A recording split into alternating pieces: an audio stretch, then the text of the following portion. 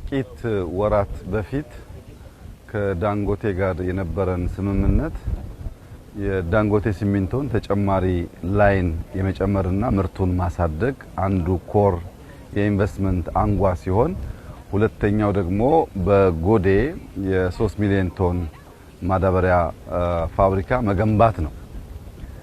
ያኔ ለህዝባችን የገባነው ቃል ፋብሪካው በጀመረ በ40 ወራት ጊዜ ውስጥ ይጠናቀቃል የሚል ነበር። ይህንን ስራ ከጀመርን በኋላ በዓለም ላይ እንደሚታወቀው ማዳበሪያና ነዳጅ በጣም አስፈላጊ ኢምፖርታንት ኮሞዲቲ ሆኖ ስለመጣ ጊዜውን ለማሳጠር ምን ማድረግ እንችላለን የሚለውን ከዳንጎቴ ጋር ስንመካከር ቆይተን ዛሬ ደግሞ ስራው ያለበት ደረጃ እያየን ነው።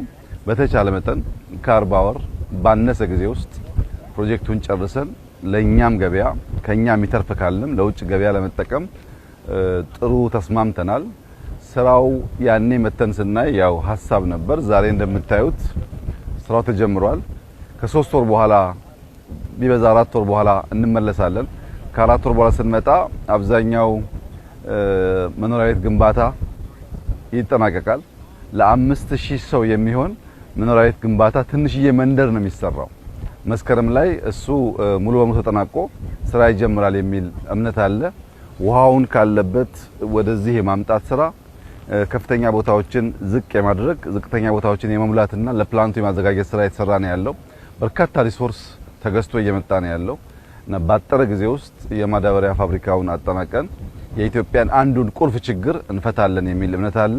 የዛሬ እዚህ ቦታ የኛ መገኘት ዋናው ምክንያት ይህ ፕሮጀክት በቅርበት የምንከታተለው የምናየው የምንመራው ችግሮች ካሉ እየቀረፍን ባልነው ጊዜ ከተቻለም አፍጥነን ለመጨረስ ያለንን ኮሚትመንት የሚያሳይ ነው። አሊኮ በጣም ኮሚትድ ሰው ነው።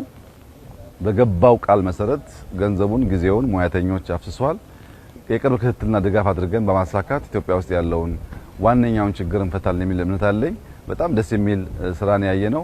እንግዲህ በዚሁ መልክ የክልሉ መንግስት፣ የፌደራል መንግስት የቅርብ ክትትልና ድጋፍ እያደረጉ እንዲጠናቀቅ ካደረግን በጣም ትልቅ ችግር የሚፈታ ፕሮጀክት ይሆናል የሚል ሙሉ እምነት አለኝ። በዚህ ጎዴ አካባቢ የምናደርጋቸው ኢንቨስትመንቶች አሁን የገለጽናቸው ያልገለጽናቸውም ተደማምረው በኢትዮጵያ አየር መንገድ ደረጃ ከፍተኛ ገቢ ለኢትዮጵያ የሚያስገቡ ናቸው።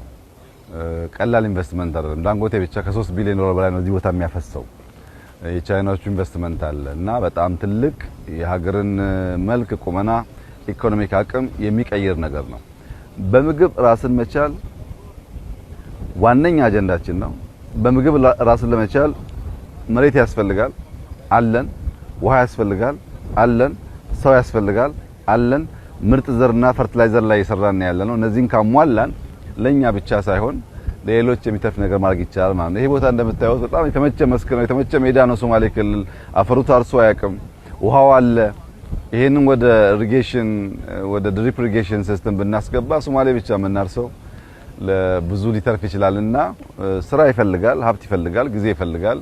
ያንን ካሳካን ግን ብዙ ችግሮቻችንን የሚፈታ ጉዳይ ይሆናል።